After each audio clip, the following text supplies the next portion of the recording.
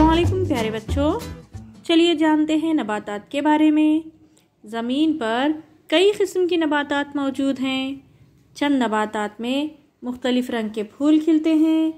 कुछ नबातात पानी में पाई जाती हैं तो कुछ पानी से महरूम रेगिस्तान में उगती हैं, चटियल मैदान में आती हैं।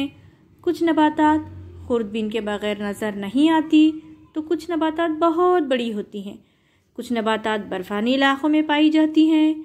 बिल्कुल इसी तरह हैवानात में भी तनू पाया जाता है, जैसे कि कुछ एक खलवी होते हैं तो कुछ कसीर खलवी होते हैं, कुछ फ़ुखरी होते हैं तो कुछ गैर फ़ुखरी होते हैं। इसी तरह आबी, बर्री, जलतलिए, फ़िज़ाई, रेंगने वाले कई किस्म के हैवानात से हमारी ज़मीन, हमारी दुनिया भरी पड़ी है। जैसा कि हम जानते हैं आबी नबातात ज़मीन पर ज़िंदा नहीं रह सकते, उसी तरह ज़मीनी नबातात समंदर पानी के अंदर नहीं रह सकते।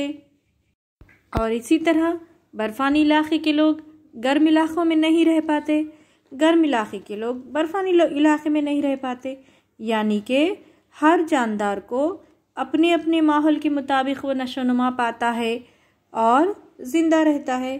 कहने का मतलब है कि अल्लाह ताला ने जिस जानदार को जहाँ पैदा किया वो वहाँ के माहौल से तवाफ़ुक़ रखता है और इसी लिहाज से उनकी जमातबंदी होती है।